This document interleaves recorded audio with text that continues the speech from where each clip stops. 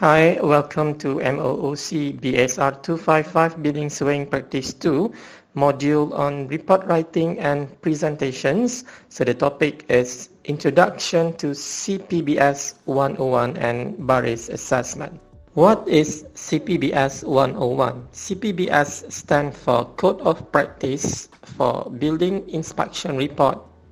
And now we are using the third editions 2020. So the purpose of Code of Practice is for technical report writing specifically for building inspection report. So it is formatted the standard outlined by the Royal Institutions of Surveyor Malaysia, RISM, and it consists of 4 sections, and it benefits to all the private buildings, various category of buildings, and multi-types of inspection purposes. We do hope that at the end of the classes, the students are able to understand the code of practice for building inspection report using CPBS 101 for community benefits, and we do hope that the students are able to know how to prepare a building assessment rating system. So here are the topic contents outlined. So topic 1 is what is CPBS 101. Second, topic learning outcome. Third, why it is important to know about CPBS 101. Here also we discuss on topic 4 the overall contents of CPBS 101 that consists of 3 parts, part A, part B and part C. Also we discuss about how to calculate a Baris assessment. Topic 5 is resources available. Topic 6 is self-assessment quiz. Topic 7 is self-assessment feedback. Topic 8 assess performance, and 9 we recap your understanding. Previously, there is no standard in report writing, so it is a way forward for a comprehensive report. So it is implement a skills and rating system. The quality of this report writing endorsed by professional surveyor. For overall contents of CPBS 101, we can divide it into 4 sections. So under part A, executive summary, it covers all the property informations, terms of reference, limitations of inspection, findings and recommendations, surveyor declarations and surveyor competency. For part B, under the main report, it covers an introductions, descriptions of property, method of inspections, building condition assessment for external site conditions, and internal area. So under this section also we discuss on the defects analysis, conclusions and recommendations.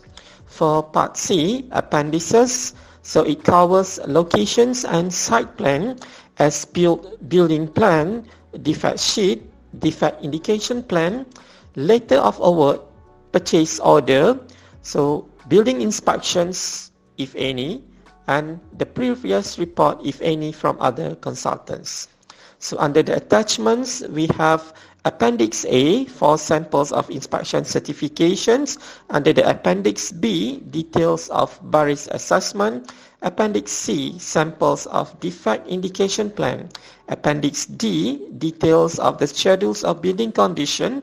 Appendix E, samples of defect sheet. Appendix F1 and F2, schedules of professional fees. Appendix G1 and G2, samples of company surveyor's competency, and Appendix H is a method statement. For Part A, executive summary, we start with the property informations that indicates the names of the owner, the details of the premises asset, and the purpose of the report. So for the terms of reference, we normally discuss about the scope of work, limitations of the report that agreed by clients and surveyor.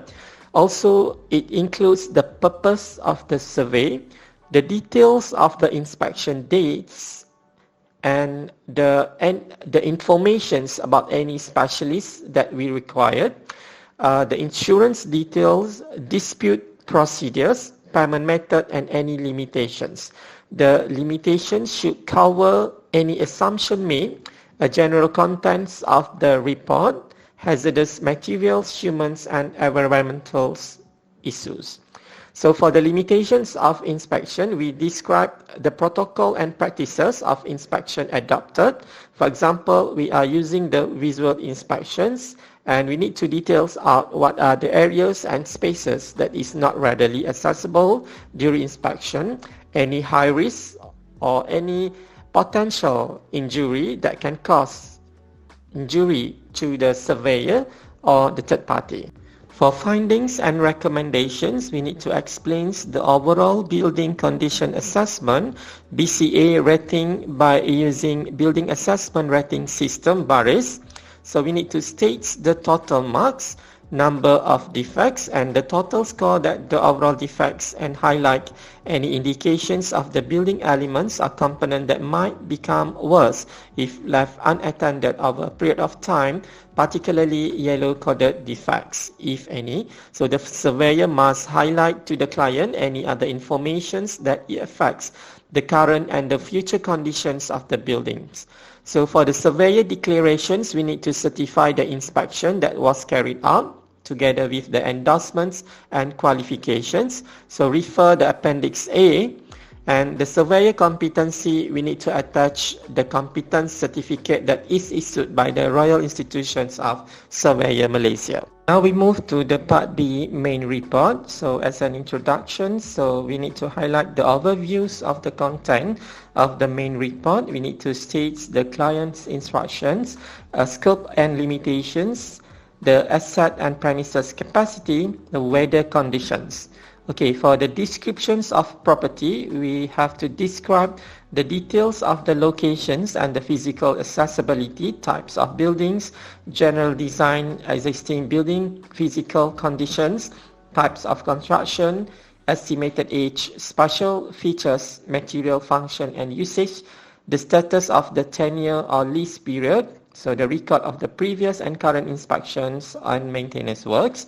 So a brief of the property ownership and post-construction scenarios, such as any renovations or alteration is taking place before. So for the method of inspections, we have to highlight what are the method that we use for the survey protocols, or such as examples of Protocol 1, we are using the visual inspection. For Protocol 2, non-destructive tests, or the Protocol 3 is destructive tests. So under the method of inspection divisions, we have to highlight also what are the tools and equipment that we use. Under the building condition assessments, we have to examine the conditions and significant defects of the buildings. So the findings should be supported with photographs, sketches, or technical provisions in the defect sheet. Examples is shown in Appendix E. So all the photographs must be date stamped. So under the defect analysis, we have to illustrate the frequency or the percentage concerning the defects in schedules of building conditions in the forms of a bar chart, pie chart, line chart, spiderweb charts, or equivalent. So the overall defects findings are analyzed and shall be presented using the schedules of building conditions. Any ICT or related software in the analysis shall be mentioned. So for the conclusions and recommendations, so the overall BCA ratings of the premise asset includes any recommendation for repair and remedial work to be carried out. So the recommendations may be shown under a separate headings, and the estimated cost of repair may be included if requested by the client. For Part C, appendices, so under the location and site plan, the surveyor should identify the inspected buildings. So the site plan must be clearly identified, the inspected building, its boundary, surrounding and facade of building. So for as-built drawing, so we have to provide a full set of drawing plans of the existed inspected buildings, so to show the existing conditions of the building during the inspections. And for the defect sheet, so it must be in parallel and is accordance to schedules of building conditions and defect indication plan that consists the informations on the sheet number, the photograph sketch section, level, location, element component, scoring information, defect description, possible causes, and any necessary informations. For indication plans, all defects must be shown in these plan elevations according to their coding system, and the surveyor is free to include any photograph that might be useful. For the letter of award or the purchase order, it is purposely to prove the detailed coverage of inspection work should there is any matters arising in the future. For the building specifications, we have to record the specifications of the main building's element and any specific constructions or services that are being installed to the buildings. The list of the contacts from all the consultants, main contractors, and any stakeholders that are listed in the tender document shall be made available also. For the previous report, the record from the specific report such as mechanical equipment testing, soil stabilization survey, condition monitoring, and other services provided by specialists shall be included. The surveyor also should procure and coordinate such special report as part of the main report. So all these special report attached must be prepared and certified in accordance with prevailing professional standards and ethics. This is the details of Baris assessment. So one of the requirements in the defect sheet, we need to include what are the levels of the conditions and the levels of the priority, so that from the conditions and the priority level we can get a metric score. So if you refer here, the condition assessment consists of 5 levels of the scale value. So it started from the new, as new, fair, poor, very poor, or dilapidated. Each of these scale value describe different meanings of the value.